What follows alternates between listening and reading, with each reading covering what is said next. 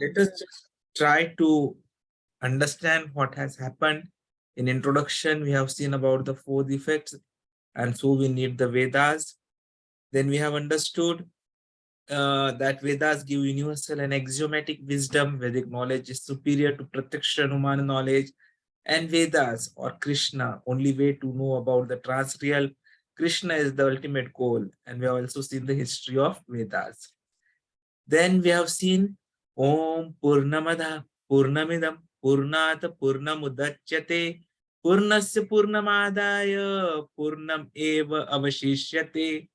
The personality of Godhead is perfect and complete, and because he is completely perfect, all emanations from him, such as this phenomenal world, are perfectly equipped as complete wholes.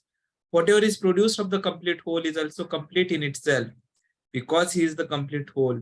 Even though so many complete units emanate from him, he remains the complete balance. So we have seen that Supreme Personality is the complete absolute. Material world is also complete. Human form offers the complete facility. Sense gratification is illusory completeness, while devotional service is the real completeness. We have seen that human rights is not what even animals get from nature, but something which only humans get, and that is the right to enlightenment. So we have to be a part and not a part. Our completeness is dependent, while Krishna is independent. Sense gratification is something which is keeping us incomplete, and we are trying in vain to fulfill something which is not possible. Mind has had foolish fantasies and draconian demands. So let us take to devotional service, which is going to make us complete by connecting us perfectly with the complete whole. Om Agyan ज्ञानाञ्जनशलाकया चक्षुरुन्मिलितं येन तस्मै श्रीगुरवे नमः. श्रीचैतन्यमनोभीष्टं स्थापितं येन भूतले स्वयं रूप कदा मह्यं ददाति स्वपदान्तिकम्. वन्देऽहं श्रीगुरोः श्रीयुतापदकमलं श्रीगुरून् वैष्णवांश्च श्रीरूपं साग्रजातं सहगण रघुनाथान्वितां तं सजीवं साद्वैतं सावधूतं परिजनसहितं कृष्णचैतन्यदेवं श्रीराधा कृष्णपादान् सहगण ललिता श्रीविशाखान्वितांश्च. नमो ओम विष्णुपदाय कृष्णपृष्ठाय भूतले श्रीमते भक्तिवेदांत स्वामी निति नामिने. नमस्ते सरस्वती देवे गौरवाणी प्रचारिणे निर्विशेषा शून्यवादी पाश्चात्य देश तारिणे. जय श्री कृष्ण चैतन्य प्रभु नित्यानंद श्री अद्वैत गदाधर श्रीवासादि गौर भक्त वृंद. हरे कृष्णा कृष्णा कृष्णा हरे हरे, हरे राम राम राम हरे हरे. हरे कृष्णा कृष्णा कृष्णा हरे हरे, हरे Ram Ram Ram Hare Hare. So this science, this philosophy, which is going to link us to Lord, is something which is distributed into this, I'll say, 5 different sections. The first section starts with invocation till the 3rd shloka. What it makes us understand is to live in harmony with Ishvara. Section second is of shloka 4 to 8, wherein we understand that Ishvara can be understood only by spiritual vision. Then the next 3 shlokas, 9, 10, and 11, wherein we understand what is right and wrong vidya for understanding Ishvara. The next 3 shlokas, 12, 13, and 14, make us understand right and wrong upasana for worshipping Ishvara. And the last shlokas, the last 4 shlokas, are the prayers to Ishvara to reveal himself. So this is how the whole of Ishopanishad is spanned out.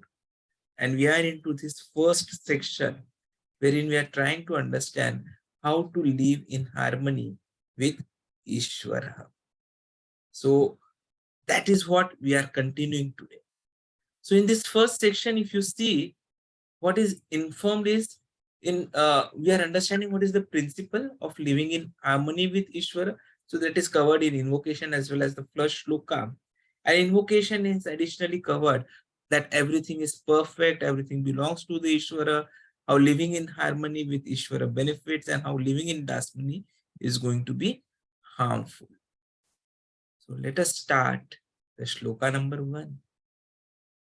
īśāvāsyam idaḿ sarvaṁ yat kiñcit jagatyāṁ jagat tena tyaktena bhuñjīthā ma gṛdhaḥ kasya svid dhanam. Everything animate or inanimate that is within the universe is controlled and owned by the Lord. One should therefore accept only those things necessarily for himself, which are set aside as his quota. And one should not accept other things, knowing well to whom they belong.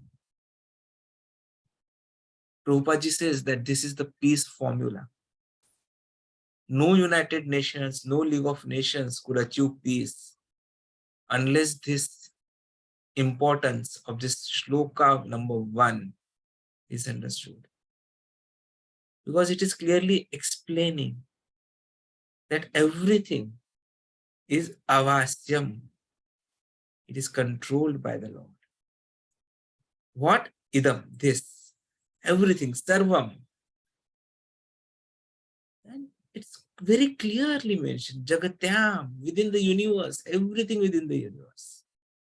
Whether it be jagat, that is animate or inanimate, everything is belonging to Krishna. And so, it is saying that we should accept bhuñjīthā, only those things which are tyaktena, set apart quota. And we should not, that is gṛdhaḥ, endeavor to gain something of anyone else, kasya, especially the wealth, dhanam. So, as long as we are understanding this and we start following this, then only there can be real peace. Otherwise, what is happening is that we are trying to take away anyone and everyone else's share of what belongs to the others. And that is the cause of all the struggles that we see. So what this shloka is teaching us is 6 important aspects which are covered in the 11 paras which are written on this particular shloka, as we have seen. So if you were to understand or divide it in these 6 parts, you'll see that the para number 1 to 2 is talking about the glory of Vedic knowledge. Then the next 2 paragraphs is talking about how Lord is the proprietor of everything. The 5th para makes us understand how there is a quota in nature for everyone. The 3 paras make us understand how human possession also has a quota. And then the 9th and 10th talks about the human diet and the peace formula which comes in the 11th para. That is, you have to live according to Ishavasya. So let us understand each of these paras one by one. So the initial first 2 parts, Prabhupada ji is talking about the glory of the Vedic knowledge. Now, first and foremost thing which we need to understand is that the Vedic knowledge that we are talking about is infallible, because it is coming directly down from the perfect disciplic succession of spiritual masters. And it has started from the Lord himself. Krishna gave it to Brahmaji. Then Brahma has given it to his sons, who have thereafter given it to the disciples. And this whole knowledge is coming in this disciplic succession. And since the source is Krishna, who is complete, who is perfect, the knowledge is also infallible. The source is transcendental, so the knowledge is also transcendental. And since Lord has spoken the words, it's called apaurashya. So it clearly proves that the Vedic wisdom is not given by any person, like anyone. What has been done by the humans is only they have consolidated it. Vyasdevji has written it. But the words are apaurushe. So the knowledge does not suffer from any of the 4 defects which we see.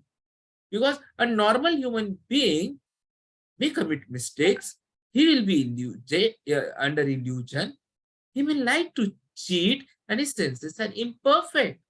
So if the knowledge was with these 4 imperfections, it wouldn't have been a perfect knowledge. But because this knowledge has been given directly by Krishna, who is Purnam, all perfect, and so he cannot be subject to the laws of material nature, because material nature is controlled by him. So this knowledge is completely purified, glorious, infallible. This Ishopanishad that we talk about is part of the Yajurveda. And so it contains the information about the proprietorship of all things existing in the universe. And that is the importance of this knowledge. And this verse is directly starting from the Lord. īśāvāsyam. Isha. And this principle of Isha is something which we are understanding in detail, in depth, by this particular knowledge. And what it leads us to is about how the whole thing belongs to Krishna, how Krishna is the proprietor of everything. Supreme Personality of Godhead, Krishna, has neither a beginning or an end. Purnamidam. That is what we have seen in the invocation. And everything which has come subsequently has been prepared by. Even Bhagavad Gita is teaching us the same thing. So the proprietorship is confirmed. Because the para as well as the apara prakriti are under the control of Lord. And this is mentioned in the 7th chapter of Bhagavad Gita. If you see these shlokas, bhumihi apoho nalaha vayu khamamanaha buddhi evacha ahankara iti ayam me binna prakritihi ashtada. So the first shloka is about the 8 constituents of the material energy. So Krishna says, earth, water, fire, air, ether, mind, intelligence, and false ego, all together these 8 constitute my separated material energies, ashtadha. And then the subsequent shloka, apareyam itastav anyam prakritim vidadhi me param jiva bhutam mahabhaho ye idaḿ dharyate jagat. Besides these, O mighty armed Arjuna, there is another superior energy of mind which comprises the living entities who are exploiting the resources of this material inferior nature. See what Krishna is saying here in Bhagavad Gita is that we living entities are actually exploiting these panchatattvas and the 3 subtle elements, mind, intelligence, false ego. So, though they are the material energies, para prakriti, they are still being manipulated, owned, tried to be utilized by the apara shakti, which are the living entities. This is clearly mentioned. But whether it is these living entities, apara or the para, from where are they coming? They are coming from Krishna. And whatever is being done by them automatically belongs to Krishna. So Krishna is the ultimate controller of everything. Whatever is existing, that belongs to Krishna and Krishna alone. There is nothing in this universe which can be done or which has an existence outside of Para or the Apara Shakti. And so everything belongs to the Lord. Whatever you can think about right now, where you are sitting right now, that place, that chair, that cloth on which you are sitting, all that is formed by these material Shaktis. And so, this belongs to whom? To Krishna only. Vaji discusses this in detail further. He says, Krishna has complete and perfect intelligence to adjust everything. And how does he do it? He does it with his potencies. Now, Krishna has got multiple potencies. None of the other individuals have.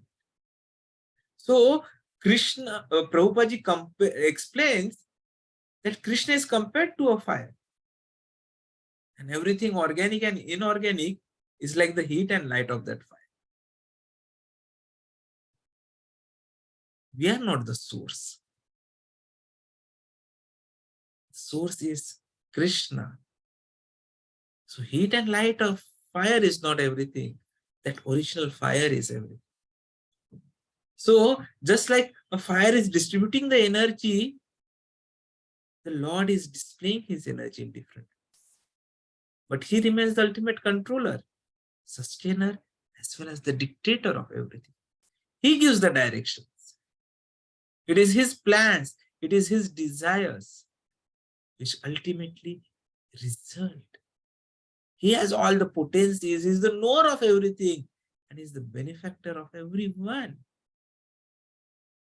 His opulences, his power, his fame, his beauty, his knowledge, his renunciation is inconceivable.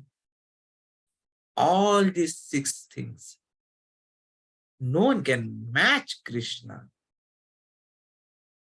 And hence, he is the owner of all these things that we are talking about. There can be no one who can do even a 0.00001% of what Krishna is doing or has succeeded into. And not only has he created these, what Krishna has additionally done, as explained in this Shloka, has ensured that everyone has a quota. So everyone has to live according to the quota to be ensured that we don't have a problem.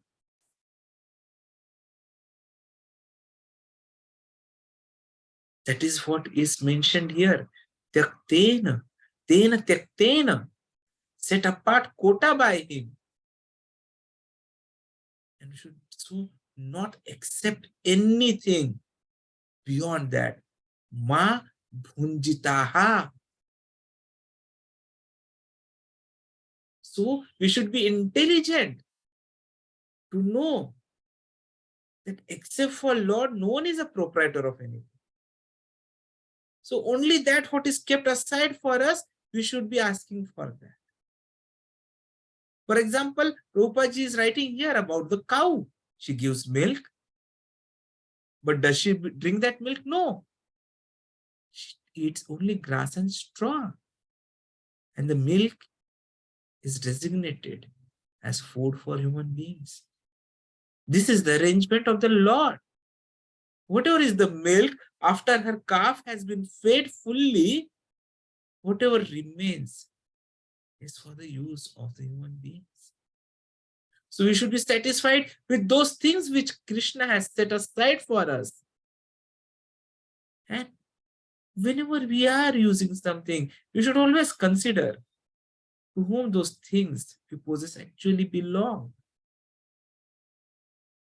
This place in which we are giving this lecture right now, the hall, temple hall, if we see, it's a combination of earth, wood, stone, iron, cement, and all the materials. So if we understand it from this Ishopanishad aspect, what we understand is, are we able to produce earth? No. Am I able to produce wood? No. Am I able to produce stone? No. Am I able to produce iron? No. Am I able to produce cement? No. So none of the material is being produced by me. What we humans are doing is, we are only bringing them together and bringing about a transformation. So we cannot be the owners. A laborer who has worked to prepare this all, he cannot say that I have worked hard to manufacture it, so I am the owner. He has only done his duty. This is where the problem is coming. Because in modern society, you're finding there are quarrels. The laborers, the capitalists, the workers, the politicians, the farmers. We had so much of trouble last year. The farmers' agitation.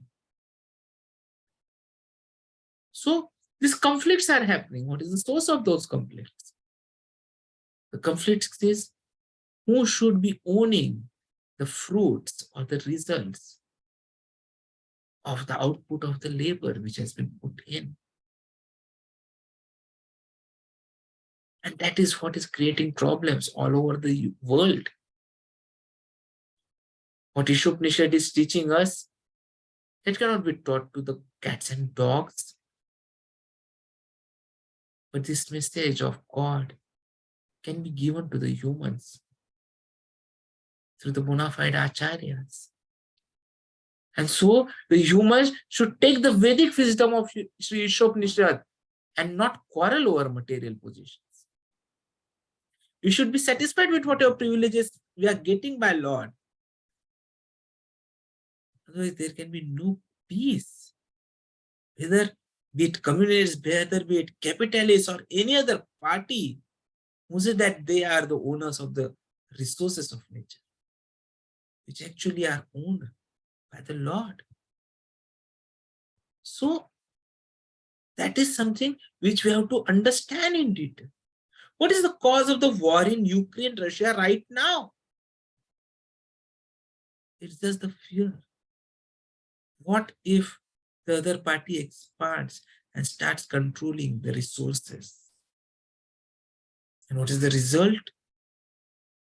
Ukraine, which is supposed to be the biggest producer of grains, which feeds so many billions of poor people across the globe, has not been able to supply it. So there has been hunger. There has been malnourishment.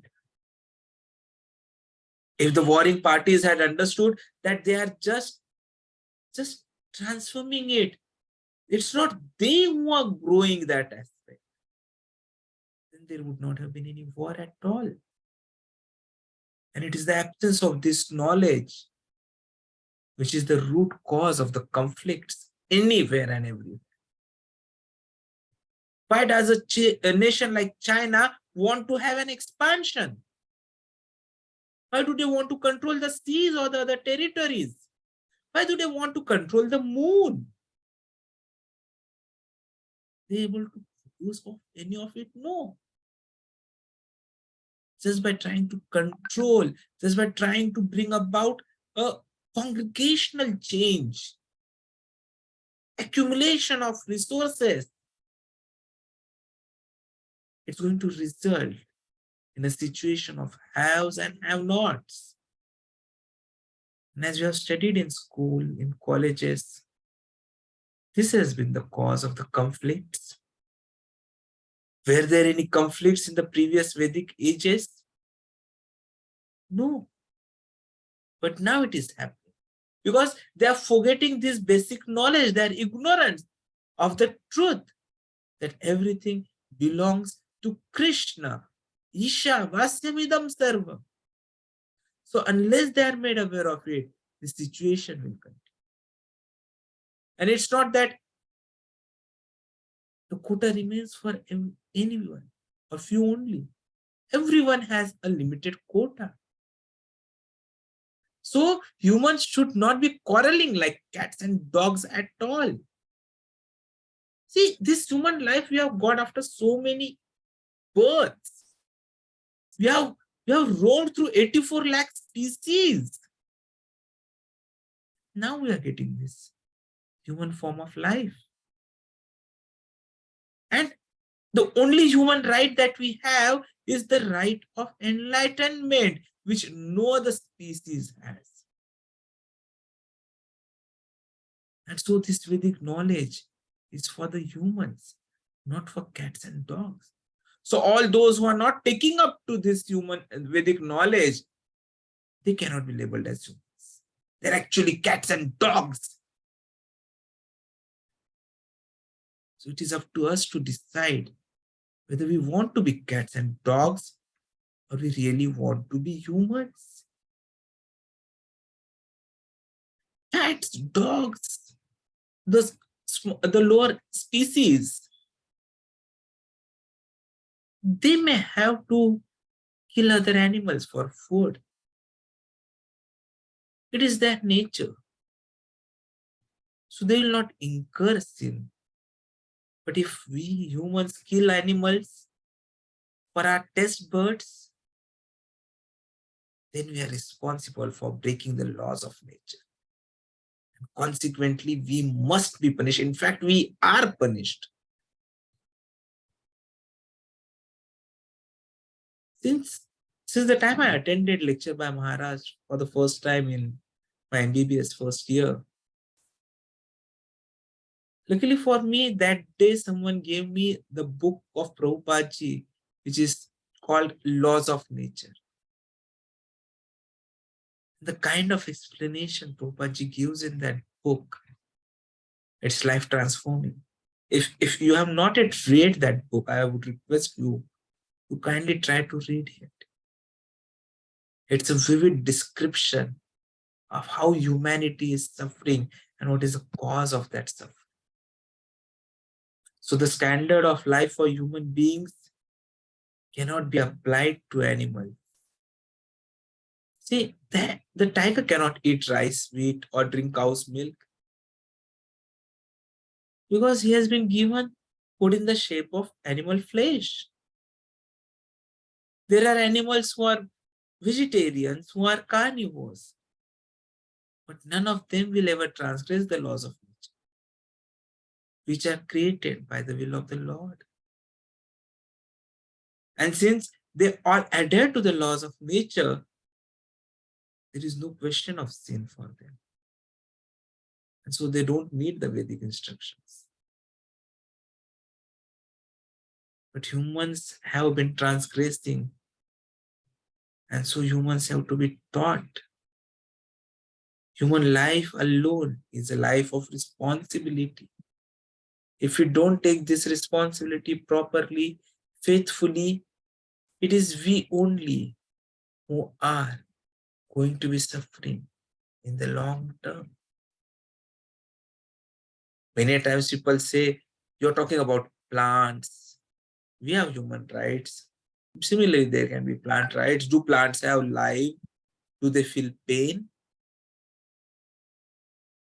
The answer is yes. The trees also have the nervous system which is developed. And this is proven by science as well. Crops perish if they are not cut. It is natural. So, what has been brought about as the rules is that there has to be harvesting. And that is a festive atmosphere. But slaughtering, that's an horrific atmosphere. We have seen people going to farms, to agricultural lands, whenever harvesting season is going on. But have you seen any visits happening to the slaughterhouses? Just think why. If it were good, if it were something which is approved by the Lord, humans would have been taking picnics there, right? But it is horrific. It is something which is not prescribed for the human society. And so we have this difference. So can humans be omnivorous?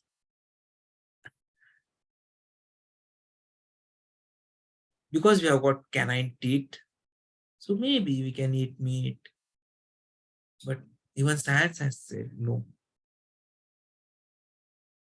Massive slaughterhouses where millions of animals are killed is unprecedented.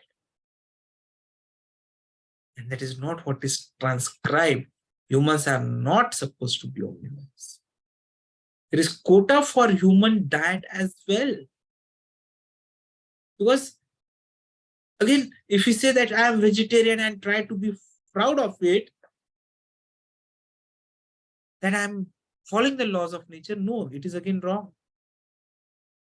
Because vegetables also have life.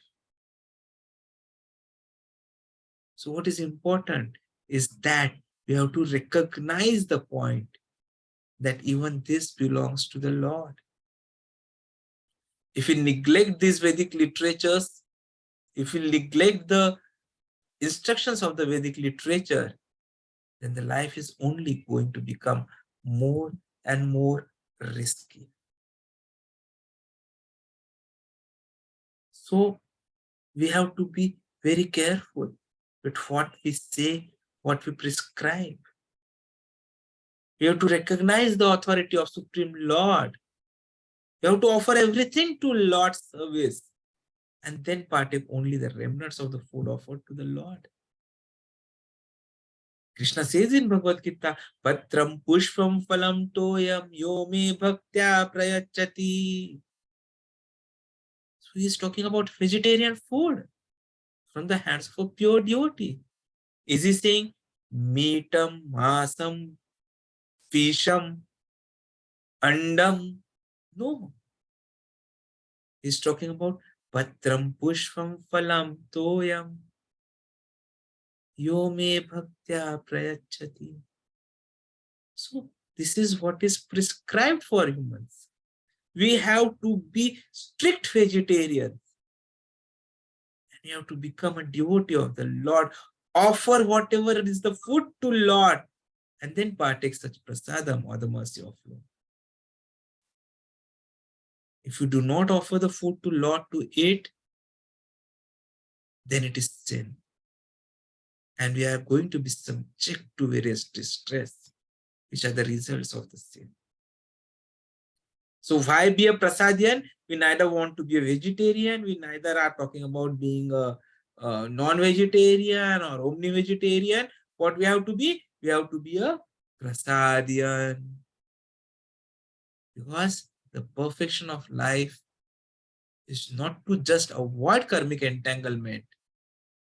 It is to acknowledge and love the Lord, which is possible only when we think of having prasad, prasad, and prasad. And then the last para where Prabhupada ji is giving us the peace formula. You have to live according to Ishavasya. Because the root of all sins is our disobedience to the laws of nature. And this disobedience is not, okay, galti se ho gaya. No, you are doing it deliberately. Because we are disregarding the proprietorship of the Lord. Hence the sinful reactions. Hence the ruin which is coming to the human society. Because we do not obey the laws of nature or the order of the Lord. So if you are intelligent, if you are sober, what we should do is, we should understand, we should accept these laws of nature. We should not be influenced by the attachment. We should be able to recognize that everything belongs to Lord and become eligible to go back to Godhead, which is our eternal home. So this is what is important. īśāvāsyam idaḿ sarvaṁ yat kiñca jagatyāṁ jagat, tena tyaktena bhuñjīthā gṛdhaḥ kasya svid dhanam. Everything animate or inanimate that is within the universe is controlled and owned by the Lord. One should therefore accept only those things necessary for himself, which are set aside as his quota. And one should not accept other things, knowing well to whom they belong. īśāvāsyam idaḿ sarvaṁ yat kiñcita jagatyāṁ jagat, tena tyaktena bhuñjīthā gṛdhaḥ kasya svid dhanam. This is the importance, the first prayer of this Ishopanishad, first Shloka, which actually is giving us the peace formula. So let us accept it and try to spread this to everyone to bring about the real peace. Hare